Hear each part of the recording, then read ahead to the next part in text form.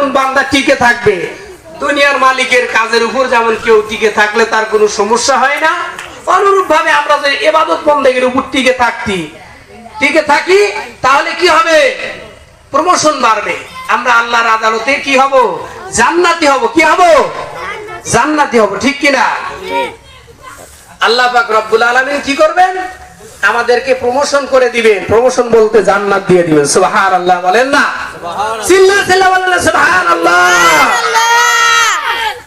আল্লাহ আমাদের জন্য জান্নাত রেডি রেখেছেন। জান্নাত কি করা আছে? রেডি করা আছে। যদি এখন দুনিয়ায় জান্নাত কেউ বানায় নাই, যে না দুনিয়ায় জান্নাত বানায় নিলাম, থাক ওই জান্নাত পরে তো, তাহলে তার এই দুনিয়ার জান্নাতের সফলতা আসবে না। সাময়িক শান্তি পেতে পারে, কিন্তু আখিরাতে সে চিরস্থায়ী আল্লাহর আদালতে ধরা খেয়ে যাবে। ঠিক কিনা? আল্লাহর আদালতে কি হয়ে যাবে? ধরা খেয়ে যাবে। সে চিরস্থায়ী আল্লাহর জান্নাত থেকে বঞ্চিত থাকবে। অনুরূপ ভাবে আল্লাহ পাক রব্বুল আলামিন আমাদেরকে কয়েকটা জিনিসের বিনিময়ে পরীক্ষা করবেন। আল্লাহ পাক কোরআনের কারিমের মধ্যে বলতেছেন, ওয়ালা নাবলুওয়ান্নাকুম বিশাইইম মিনাল খাউফ, অবশ্যই আমি তোমাদেরকে পরীক্ষা করব। কিসের মাধ্যমে? আল্লাহ পাক রব্বুল আলামিন ভয়ের মাধ্যমে পরীক্ষা করবেন। এরকম ভাবে এরাই ভয়ের মাধ্যমে কিভাবে? যেমন পৃথিবীর মধ্যে আল্লাহ পাক রব্বুল আলামিন মাঝে মাঝে দুর্ভিক্ষ দেয়। ঠিক কিনা? মাঝে মাঝে এরকম ভাবে অনেক সমস্যা হয়ে দাঁড়ায়, চন্দ্রগ্রহণ লাগে, বিভিন্ন খরা হয়, বন্যা হয়, জলোচ্ছ্বাস হয়, ঘূর্ণিঝড় হয়। এটা একটা আল্লাহ তাআলা ভয়, এই ভয়ের মাধ্যমে বান্দাকে পরীক্ষা করবেন। এরপরে ওয়াল জু, আল্লাহ পাক ক্ষুধা দিয়ে পরীক্ষা করবেন। মিনাল খাউফি ওয়াল জু ওয়া নাকসিম মিনাল আমওয়াল, এবং মাল সম্পদ ঘাটতির মাধ্যমে, ফসল ফলাদি ঘাটতির মাধ্যমে আল্লাহ পরীক্ষা করবেন। পরীক্ষা করার পর যারা এই পরীক্ষায় ধৈর্য ধারণ করে টিকে থাকবে তারা হবে আল্লাহর কাছে বিনে হিসেবে জান্নাতি। বলেন সুবহানাল্লাহ। যদি সবুরের সাথে টিকে থাকতে পারে, আল্লাহর ইবাদত বন্দেগীর উপরে বালা মুসিবত সহ্য করিয়া বান্দা যদি টিকে থাকতে পারে, তাহলে কি হবে? আল্লাহর আদালতে সে জান্নাতি হবে। দেখেন এই আয়াতের মাথায় একটি ঘটনা আসছে। এক ব্যক্তির সাথ জাগলো যে হযরতে খিজির আলাইহিস সালাতু ওয়াস সালামের সাথে সাক্ষাৎ করবে। কার সাথে সাক্ষাৎ করবে? খিজির আলাইহিস সালাতু ওয়াস সালামের সাথে সাক্ষাৎ করবে। হঠাৎ করে খিজির আলাইহিস সালাতু ওয়াস সালামের সাথে তার সাক্ষাৎ হয়ে গেল।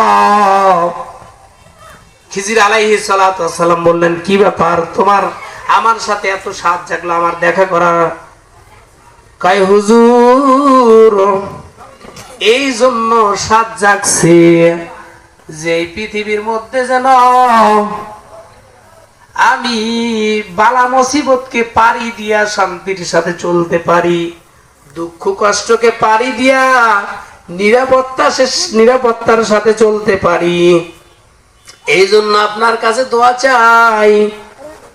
খিজির আলাইহিস সালাতু ওয়াস সালাম বললেন, তুমি এমন দোয়া চাইও না, তুমি এমন দোয়া চাও যেই দুনিয়াতে সুখী ব্যক্তি কি আছে ওই ব্যক্তিকে তালাশ করিয়া ওই ব্যক্তির মতো দোয়া চাও। এই দুনিয়ার মধ্যে সুখী ব্যক্তি কি আছে তাকে তালাশ করো, তার জন্য দোয়া চাও। এই ব্যক্তি খিজির আলাইহিস সালাতু ওয়াস সালামের কথা শুনিয়া খিজির আলাইহিস সালাতু ওয়াস সালাম চলে গেলেন। সে ব্যক্তি খোঁজা শুরু করে দিলেন যে দুনিয়ার মধ্যে ভালো ব্যক্তি কি আছে, সুখী ব্যক্তি কি আছে, যার কোনো দুঃখ নাই, কষ্ট নাই, বালা মুসিবত নাই, চেহারা সুন্দর। হযরতে খিজির আলাইহিস সালাতু ওয়াস সালাম চলে গেছেন। এই ব্যক্তি একজন ব্যক্তিরে পাইছেন, সেই ব্যক্তির চেহারাটা এত সুন্দর, দেখতে অনেক স্মার্ট লাগে, দেখতে সুন্দর লাগে। তাকে জিজ্ঞাসা করা হলো, ভাই আপনাকে দেখে অনেক সুন্দর মনে হয়, আপনার চেহারাও তো অনেক সুন্দর, আপনি সব দিক দিয়ে স্মার্ট আছেন। আমি খিজির আলাইহিস সালাতু ওয়াস সালামের কাছে আপনার মতো দোয়া চাই। আপনি যেরকম, আমি যেরকম খুশি হই, বা আপনি যেরকম ভাবে সুন্দরভাবে দুনিয়ার মধ্যে দুঃখ কষ্ট নাই, আপনার আপনার ওয়াইফ সুন্দর, আপনার স্ত্রী সুন্দর, আপনার মতো একজন লোকের বিষয়ে আমি হযরতে খিজির আলাইহিস সালাতু ওয়াস সালামের কাছে দোয়া চাইব। এই ব্যক্তি ডাক দিয়ে বলে, ভাই, এই ব্যক্তি ডাক দিয়ে বলে, ও ভাই, আমাকে দেখে মনে করতেছো সুখী? না, আমি সুখী না।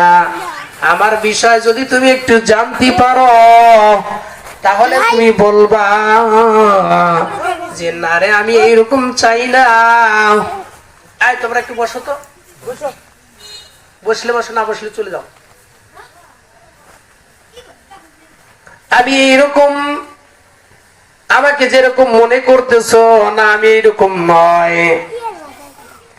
আমার অবস্থা সম্পর্কে তুমি যদি জানো তাহলে বলবা যে না না, আমি তোমার মতো হতে চাই না। বললো ঠিক আছে, আমার ঘটনা শোনো। উনি বলতেছেন যে দেখো ভাই, একদিন আমার স্ত্রী খুবই অসুস্থ। আমি স্ত্রীর পাশে গিয়া বললাম, তুমি এত অসুস্থ, তুমি যদি দুনিয়ার থেকে চলে যাও আমার বিশাল একটা সম্পদ হারিয়ে যাবে। স্ত্রী বলতেছে, না, তোমার কোনো টেনশনের কোনো কারণ নাই, টেনশনের কোনো কারণ নাই।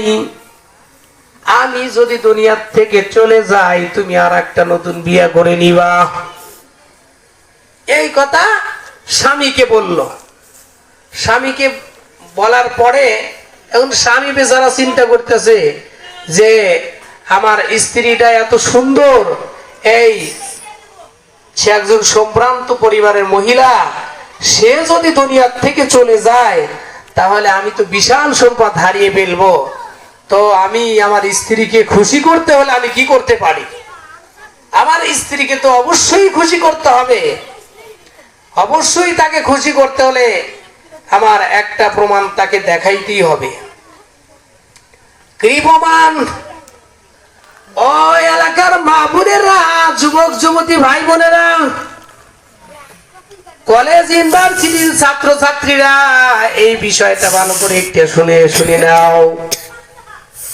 দেখেন, দেখতে যদিও চেহারা সুন্দর, স্বাস্থ্য ভালো, সব দিক দিয়ে ভালো, কিন্তু ভিতরে যে এত কষ্ট, ভিতরে যে এত শান্তি নাই, এই বিষয়টা তো এই ব্যক্তি জানে না।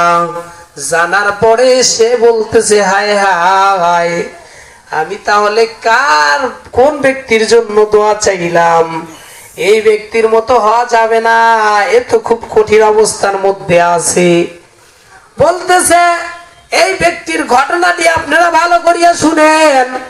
ওই স্ত্রীকে খুশি করার জন্য কি করলো? নিজের লজ্জাস্থানকে সে কেটে ফেললো, কেটে আয়না নিজের স্ত্রীকে দেখাচ্ছে। বলে নাউজুবিল্লাহ। মানে স্ত্রীকে খুশি করার জন্য সে কি করলো? সে এরকম ভাবে তার সামনে এনে এটা দেখাইলো যে দেখো, আমি তোমাকে কিরকম ভাবে ভালোবাসি। কিছুদিন পর স্ত্রী সুস্থ হয়ে গেল। সুস্থ হয়ে যাওয়ার পর বলতেছে যে হায় হায়, তুমি তো সুস্থ হয়ে গেলা, আমি তোমাকে ভালো, এত মন থেকে ভালোবাসলাম। তোমার ভালোবাসার প্রমাণ করার জন্য আমার নিজের একটা গুপ্তস্থানকে আমি কেটে এনে দিলাম। তোমাকে প্রাণ থেকে ভালোবাসি, আর এখন তুমি সুস্থ হয়ে গেছো, এত সুন্দর চেহারা, আমি তোমাকে কিছুই দিতে পারি না। এই ব্যক্তি শোনার পর এই ব্যক্তি এখান থেকে চলে গেল। চলে যেয়ে বলতেছে, হুজুর, আমি এই ব্যক্তির মতো হতে চাই না। আসলেই তো ভাই, এই দুনিয়ায় সুখের জায়গা নয়। এই দুনিয়ায় যারা সুখের আশা করবে তারা দুনিয়ার মধ্যে ক্ষতিগ্রস্ত হবে, ঠিক কিনা ভাইয়েরা? ও এলাকার মা বোনেরা, যদি এই দুনিয়ায় শান্তির আশা করেন, শান্তি মিলবে না। শান্তি হবে আল্লাহর জান্নাতে গিয়া। কেউ যদি বালা মুসিবত দূর করতে চায়, বালা মুসিবত দূর হবে না। এই বালা মুসিবত দূর হবে যখন আল্লাহর জান্নাতে প্রবেশ করবে। দুনিয়ায় যদি বলে যে না, আমি দুনিয়াতেও জান্নাত চাই, দুনিয়াতে জান্নাত চাইবে কারা? ওই সমস্ত ব্যক্তিগুলো জান্নাত চাইবে যারা দুনিয়াকে আপন বানিয়ে নিয়েছে, তাদের কাছে এগুলোকে আরাম লাগবে। আর যারা আল্লাহ প্রেমে পড়ে গেছে, এদের কাছে এটা ভালো লাগবে না। ও ভাইরা, ও আমার মা বোনেরা, যদি আল্লাহর প্রেমিক হতে পারেন, আল্লাহকে আপন বানাইতে পারেন, আল্লাহ পাক যদি আপনার আপন হয়ে যায়, তাহলে এই দুনিয়ার দুঃখ কষ্ট আপনার কিছুই মনে হবে না। আপনি আল্লাহর প্রেমে প্রেমে পড়ে আপনি আল্লাহর জান্নাতের মধ্যে হাবুডাবু খাবেন। বলেন সুবহানাল্লাহ। আর যদি মনে করেন না, আমি আল্লাহর প্রেমিক হতে চাই না, আমি দুনিয়ায় যেমন ইচ্ছা মন চাই মন চালায়া যাব, তাহলে কিন্তু হবে না। আপনাকে পরকালীন জিন্দেগিতে জাহান্নামের আগুনে জ্বলতে হবে। নাউজুবিল্লাহ বলেন। আমরা আল্লাহওয়ালা হতে চাই কি চাই না? আল্লাহওয়ালা হতে সবাই চাই না, কি বলেন?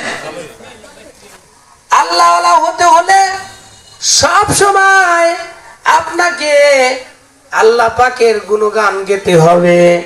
সকাল নাই সন্ধ্যা নয়, সব সময় আল্লাহকেই স্মরণ করতে হবে। দুইটা কারণে মানুষ জান্নাতি হবে। একটা কারণ, যার মধ্যে আল্লাহর ভয় সব সময় থাকবে, যার মধ্যে সব সময় আল্লাহর ভয় থাকবে, শয়নে স্বপনে নির্জনে আল্লাহকে ভয় করে।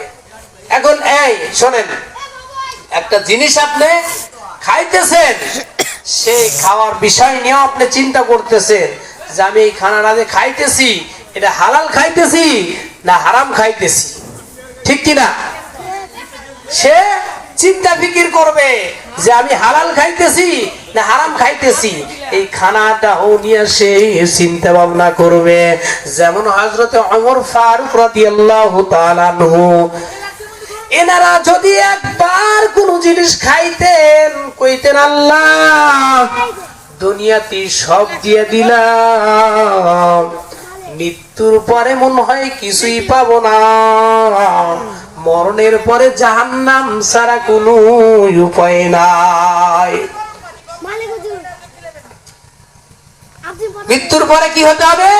জাহান্নামী হতে হবে। লিল্লাহে তাকবীর। আল্লাহু আকবার। দ্বিতীয় বক্তার আগমন, শুভেচ্ছায় স্বাগতম। দ্বিতীয় বক্তার আগমন, শুভেচ্ছায় স্বাগতম। আলহামদুলিল্লাহ, আপনাদের মাঝে দ্বিতীয় বক্তা আসছে, তো আমি তো আলোচনা আরো একটু সামনের দিকে করতে চাইলাম, তো বক্তা যেহেতু উপস্থিত হয়ে গেছে আর আলোচনা সামনের দিকে বাড়াইলাম না।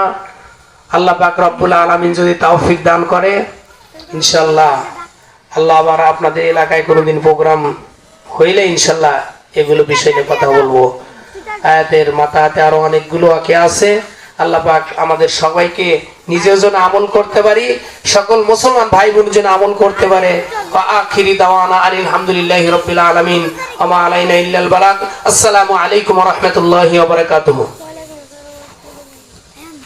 দ্বিতীয় বক্তার পর আমরা রাত 10টার সময় এই যে আলহামদুলিল্লাহ সুম্মা আলহামদুলিল্লাহ, হযরত সুন্দর আলোচনা করলেন। এই আলোচনা থেকে